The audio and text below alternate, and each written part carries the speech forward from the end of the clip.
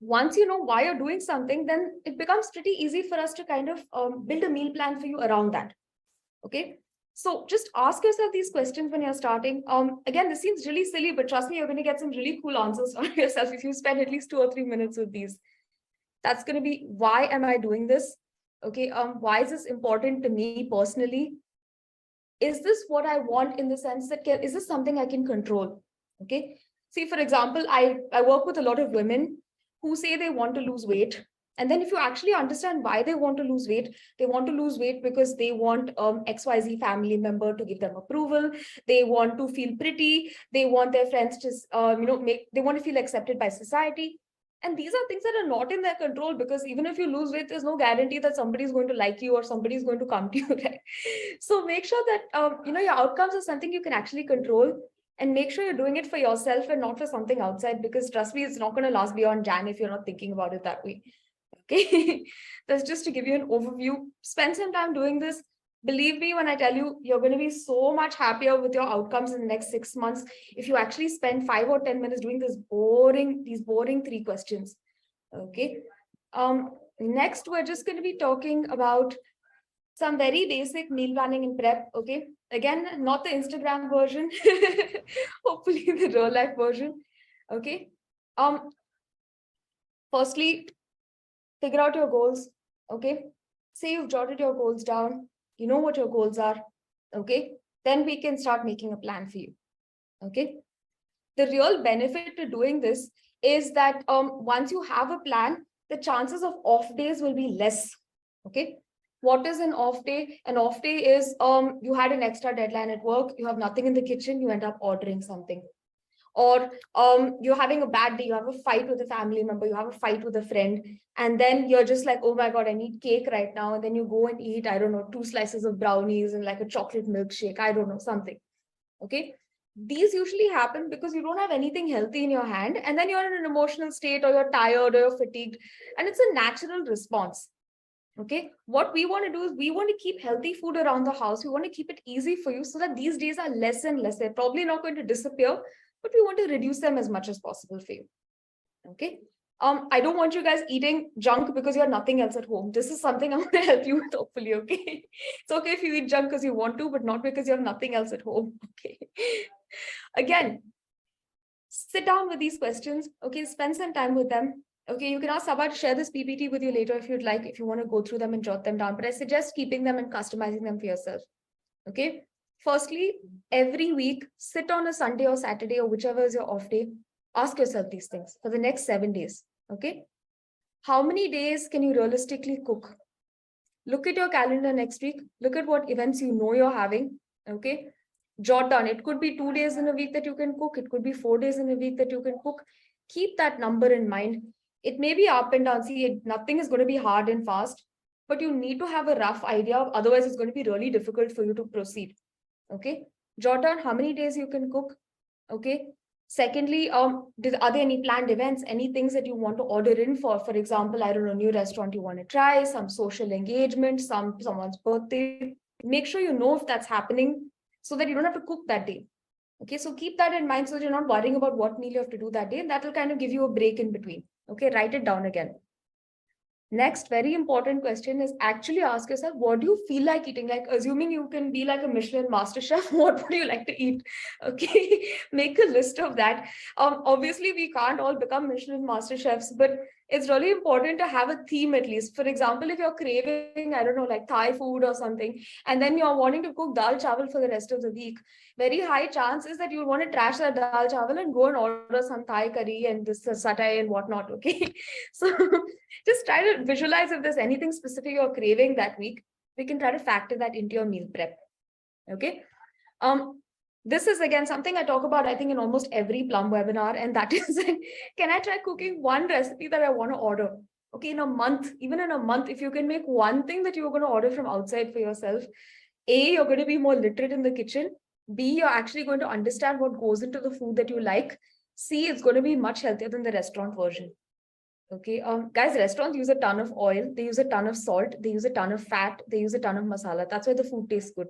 Okay, and it's not that you shouldn't eat restaurant food, But if there's any way you can make even one of those things at home, like just try making fried chicken at home. You see how much oil you're throwing at the end. You'll really think twice about every KFC meal that you're having. But trust me when I say this, I've done this myself, so I'm really vouching for it. Okay. So if you do these things first, I think it will really help you to kind of go to the next step, okay, which is going to be jotting down each thing that you want to eat each day. Okay, Monday to Friday, just make columns or something. Okay, and just say, Monday I'm going to have XYZ. We'll talk about balancing it, making it better. We'll talk about that later. Just again, write down very random things for you to kind of start with. We can always fine tune them later. Okay, so just jot down roughly what you're going to eat each day. You can try to repeat the same thing twice. This is a really important tip. Most people living alone will not be able to cook just that portion enough for a meal. I would suggest eating one thing 2 times, okay?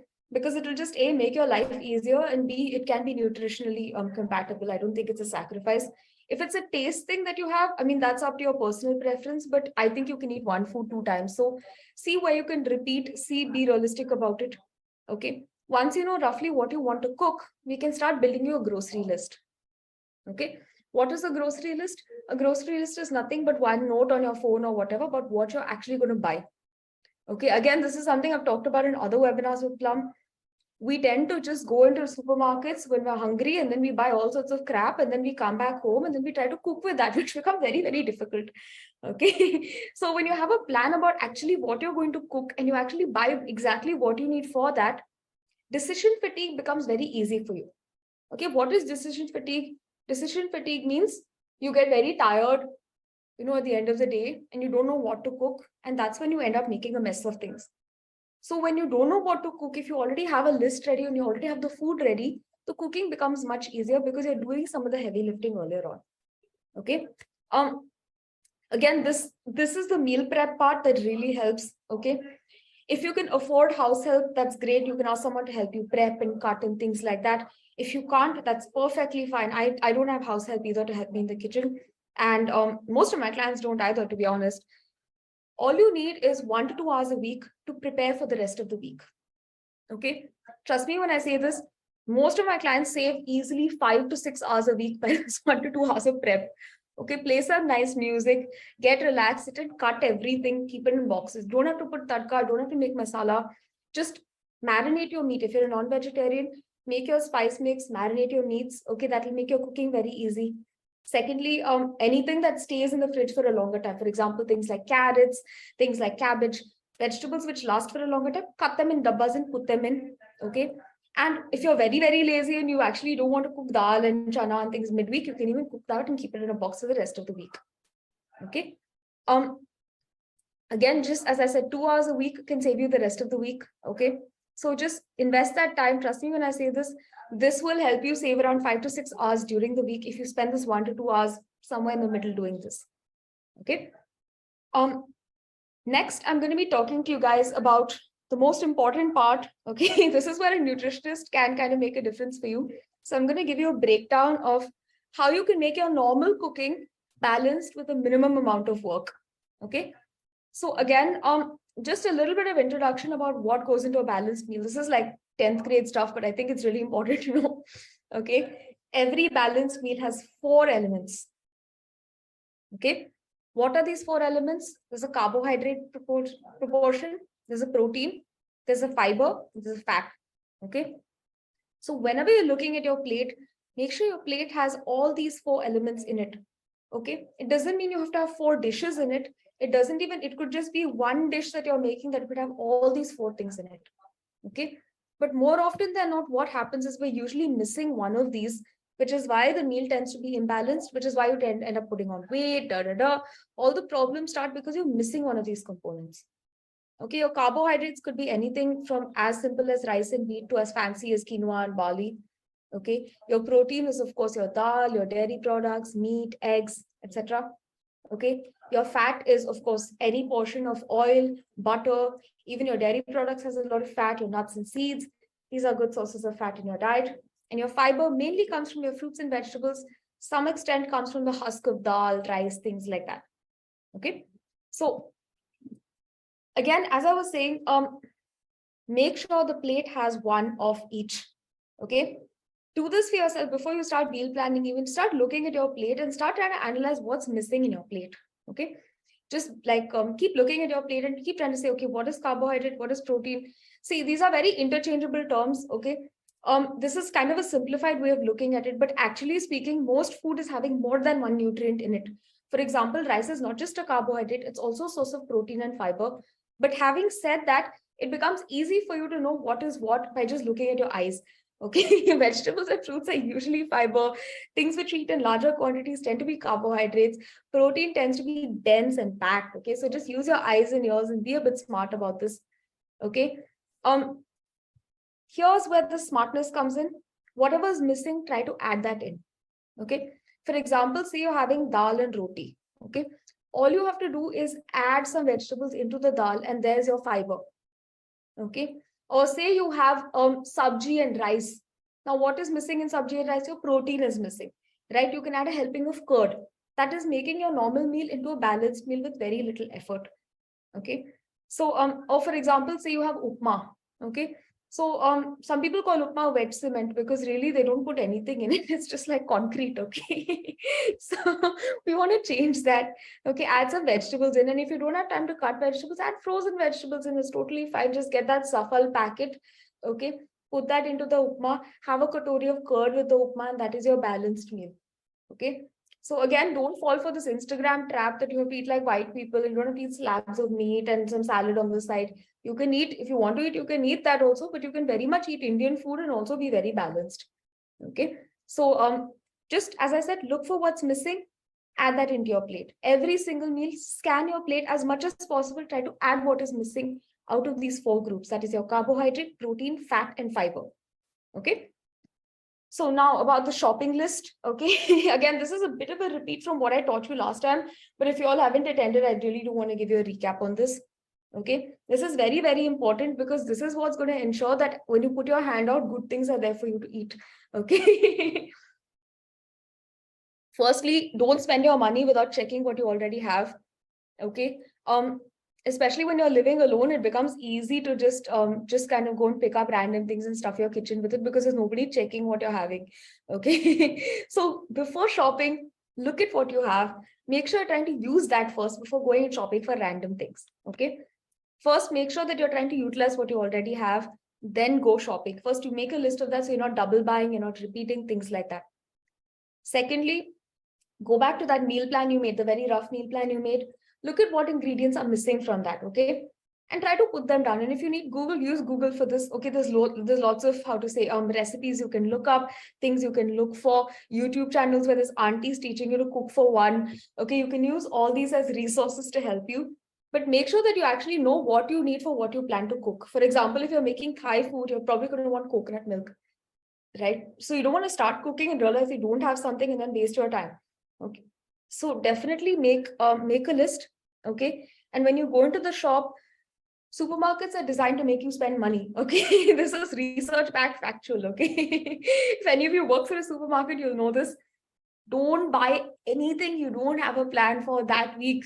Okay, before you pick up anything, you ask yourself, do I need to eat this in the next 7 days? And if it's a no, please shelf it. Okay, try it again some other time. Okay, because the second there's something random in your kitchen, it increases your confusion during cooking time. How do I use this? It's getting wasted. Okay, if there's no plan for it, please put it aside. Save your money, save your time, and save your mental fatigue as well. Okay.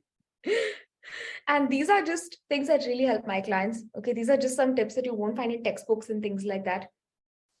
What I find missing in most Indian meals, guys, is fiber. Okay, when I say Indian meals, I mean not that standard Indian meal, but how we end up eating it. Okay, veggies end up being very, very little. Okay, we just tend to eat, mountain of rice and some dal, or just rotis and some, like some chicken or something like that.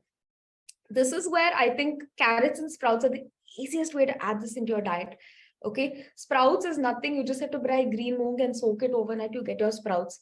Carrots, you get them year round. They're fairly affordable. And it takes you 2 minutes to cut that carrot and add it. Okay, so whatever you're cooking, try to keep carrots and sprouts in your kitchen. It'll save you a lot of time. And it's not the tastiest, but I mean, if you have time, you can make it tasty too. Don't get me wrong. But this can actually make even if you're ordering in and you add this on the side, it's actually making the meal way more nutritious for you.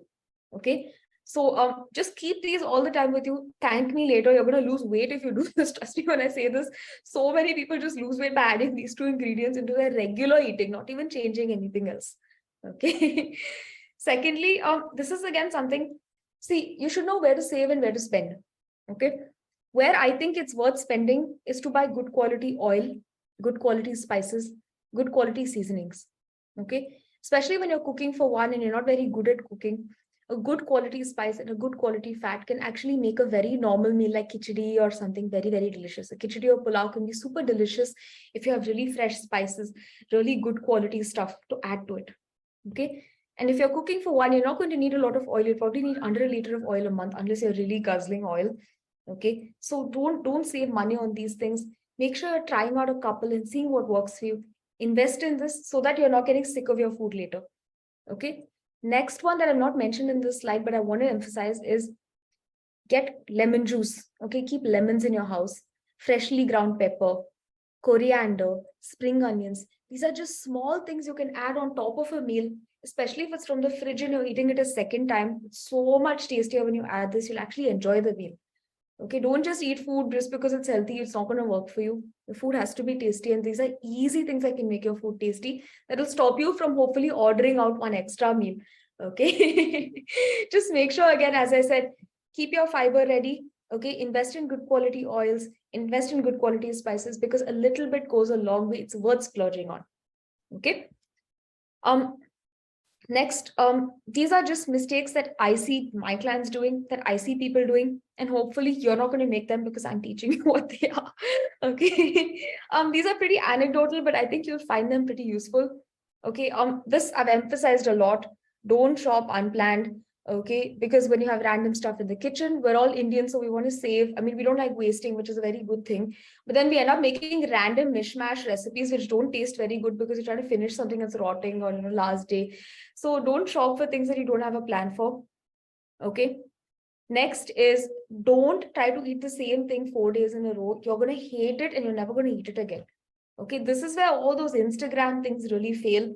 Okay. Don't try to make 5 boxes of the same food and say, I'll try to eat it. The diet's going to fail. Realistically, as I said, I think two meals is upper limit. Okay. Don't cook more than that unless you have a really busy week and you know for a fact that you literally cannot switch on a stove. Okay. Try to do different recipes. They're all very easy. There's so many YouTube channels out there, guys. It's just you spending, as I said, 1 hour prepping in a week and just about 5 minutes planning what you want to cook that week. Okay. So don't get repetitive with recipes. Don't be over ambitious about your time. Don't think you're going to cook 5 dishes in 1 hour, all these things. Okay. You see your cooking speed, you see your capability, you see, how much motivation you have to cook. Then you make a plan about how you're going to cook. Okay. I have some clients who come and tell me I'm going to start dieting today. I'm going to join gym today. I'm going to, cook 8 meals a day today. And in 2 weeks, they're not able to do any of those. Okay.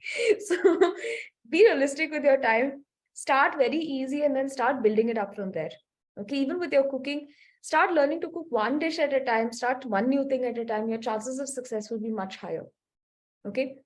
Next one is store it properly. Okay. You don't want your food rotting. You don't want to fall sick. Okay. Especially if you're repeating your food, make sure you have good quality airtight dabbas. Okay. Heat your food properly before eating it, especially if you're repeating. Okay. Same goes for your prep. If you're chopping veggies, things like that, you do want to make sure that it is actually kept in a good way because you don't want to show up midweek and realize that your carrots have fungus or whatever. Okay. Wrap it properly. You can use newspaper to wrap. You can use tissue paper to wrap if you're a little more bougie. Okay. And just make sure that it's in a nice airtight container so that it's actually not oxidizing. So as much as possible, it's as fresh as can be. Okay. Again, be realistic about your tasks. As I said, this is just a bit of a repetition, but really be realistic about what you can do in an hour and kind of execute from one point to the other. You will definitely start saving a lot of time. Okay.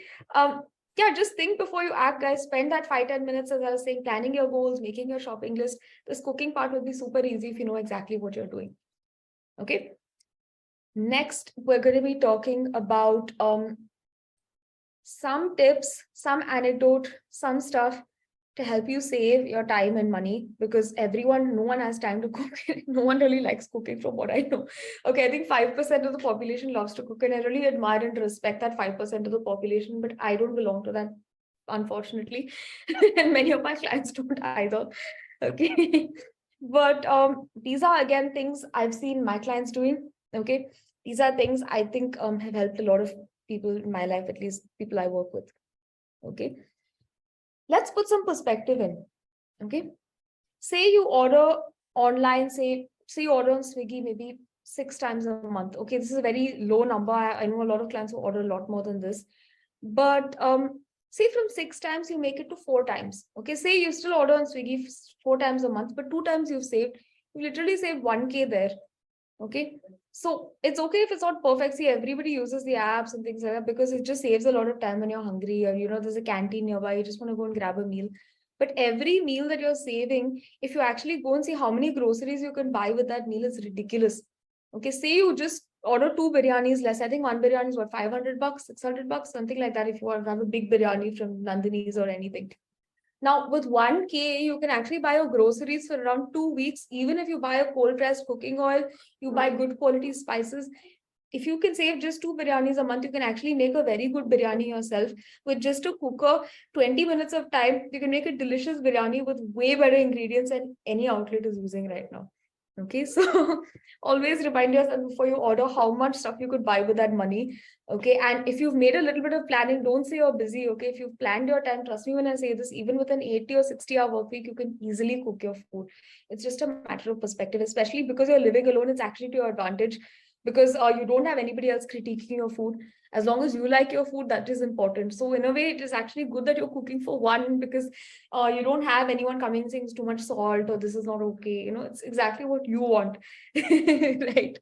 So some things that really save time for me personally, it's buying peeled garlic. Okay, I know this is really silly sounding, and but when you add garlic to food, it just tastes so much better. Okay, unless you have a religious reason or you're allergic to garlic, I really suggest you just use garlic in your food. Okay, and just having peeled garlic means I would use probably 5 or 6 cloves of garlic extra than I would if I was sitting and peeling it, because it's just annoying work and I don't like doing it. Okay. And this is what a lot of my clients have told me as well. So just buy peeled garlic, buy fresh herbs. Okay. What are fresh herbs? It could be a rosemary, thyme, basil, things like that. Okay. Especially if you're making anything continental. Dried herbs are fine, but fresh herbs are so delicious. They just add so much aroma and they make the food so much tastier. Okay, so again, a very simple meal could become very good if you're adding things like fresh onions, fresh garlic, fresh herbs. Okay, which is why I think investing in fresh herbs and peeled garlic is a great use of your money. And both of them come under $50 for a big handful. Okay, so I think it's worth spending money on if you ask me, because you've saved 2K from Swiggy. So you could really go to town with all of this stuff. Another really important thing is if you have a bigger storage space and you're living in the city for a longer time, you can actually bulk buy certain things that don't spoil, like rice and stuff.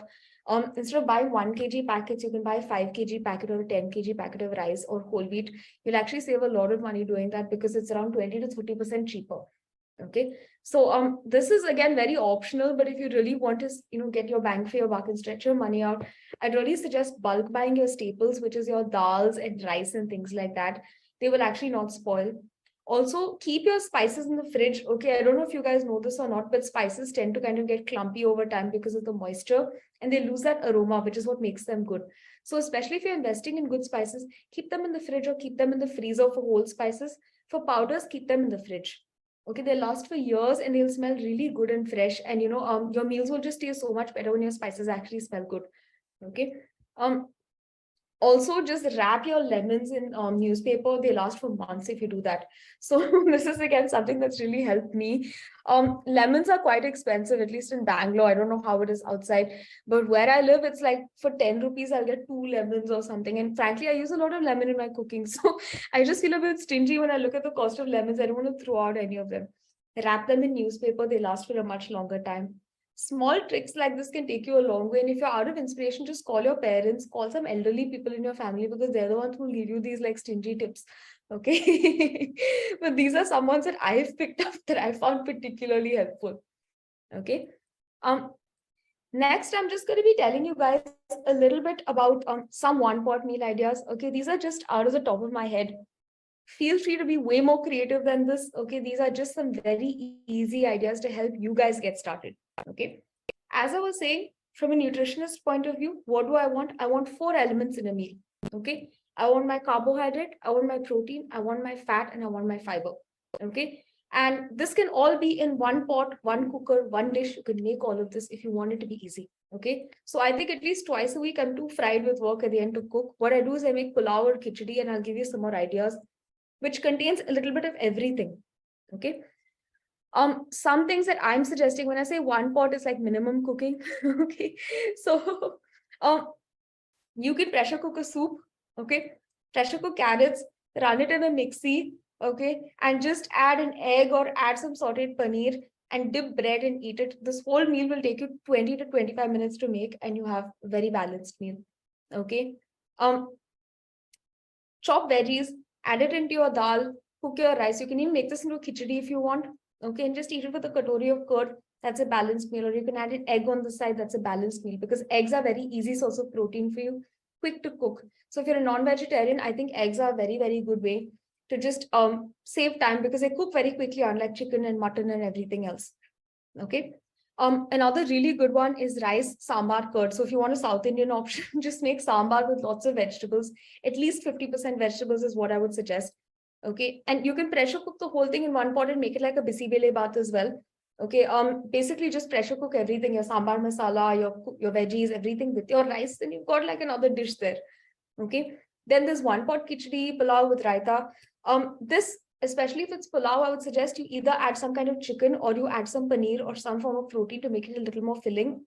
Okay. And that could again be a 20 to 30-minute meal for you with very little prep and very balanced, help you lose weight, all of that good stuff. Okay. If you're a person who makes things like dosa, like I can't make dosa, so I can't be an authority on this. But I know a lot of people who can make dosas easily. If you're one of those people, don't just make plain dosa, make it an uttapam. What is an uttapam? An uttapam is dosa with veggies on it. So just grate half a carrot on it, and that's your healthy meal. Okay, you can buy ready-made ID batter, MTR batter, whatever you have. Just make the dosa and add some veggies. That actually adds up when you look at, at the end of the day, how much more veggies you've added, how much more fiber you've added. Alternatively, you could also make a besan chila with veggies in it, add your curd for your protein. That's a balanced meal. Okay. So as I was saying, you can even make continental stuff. Like you can make a pasta with like lots of vegetables in it. You can make a pot roast if you have an oven at home. You could actually just bake all your vegetables with some chicken, with some gravy. And again, this looks very fancy, but actually it takes around half an hour to make because you just have to prep and put it in the oven and you can continue your work, especially if you're working from home. Okay. Um, as I said, I mean, with continental, it really depends on if you feel like being fancy and stuff. But especially with Indian food, I mean, I've given you Indian options because I think this is easy to make every day. It really depends what you like, though, because continental options can be just as easy and just as delicious and just as balanced if that's your preference. Okay. So as I was saying, it's really important that you do eat food that you like eating. So if you like eating Indian food, please eat Indian food. Don't plan to make exotic things and vice versa. Okay, if you like exotic food, don't try to trick yourself into eating dal rice, your diet's going to fail. Okay, be realistic about what you like to eat and try to find recipes of that. Most of us live in metros where you get all the ingredients you need. Okay, so just don't be lazy about buying the right ingredients and making your food the way you like it. Okay. But yeah, I mean, this is just some takeaway from my side. Um, just gonna summarize this for you guys. Okay, after that, I'm leaving a lot of time for questions. Hopefully, you'll have lots of questions and I can help you with them. Okay. um, Firstly, as I was saying, figure out what you want to work on. Okay, don't start meal planning without doing this. You're gonna fail. Okay. Secondly, plan on weekends what you want to eat. Okay, make that list out. Okay, be realistic. Make sure the list is as detailed as it's possible for you and leave room for socializing, leave room for ordering out, leave room for your deadlines. Don't plan to the point where, it's setting you back and it's making you feel guilty around food that's not helping you out. Okay. Go over each of your things that you have in your kitchen. Okay. Make your grocery list after checking what's in your kitchen. You'll save a lot of money, a lot of time, a lot of fatigue. Okay. Definitely when you're buying your grocery list as well, only buy what you need to buy. Don't buy random stuff. Okay. Just bring what you need at home and try to prep on weekends if you can. 1 to 2 hours a week is all you need to do with meal prepping. Okay. And what is meal prepping? It's cooking your proteins or marinating your meats. It's going to be chopping any vegetables that you may want to chop if you don't have time during the week. It could be cooking your dals and things like that so that later you can just put tadka for it. Okay. Um, Also just make sure, guys, cooking is not for everyone, but just remember firstly that you are the only taster, you're the only critic, so that's your advantage. Okay, you can be experimental in the kitchen, you can try something new, and if it's awful, at least you've learned something at the end of it. This can actually be your biggest asset because there's nobody else tasting your food. Be experimental, try new things, push yourself a little bit, because when you start eating, you'll appreciate it so much more than you just trying to stir fry something, everything together and eating on mishmash. Okay, try to make nice food for yourself. You deserve to eat well. Okay. And try to make it enjoyable. See, everyone doesn't like cooking. I don't like cooking at all. What I do like to do though is I like to play music and dance. So what I try to do is I try to put the two together. So I'll put some nice music, everything. Then I'll nicely have like some dancing in between. And I'll be putting my tadka and everything.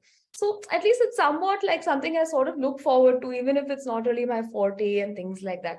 So whatever it is for you, it could be for you maybe watching TV and chopping your vegetables, or it could be calling someone that you like or someone that you love and having a chat with them when you're prepping your food.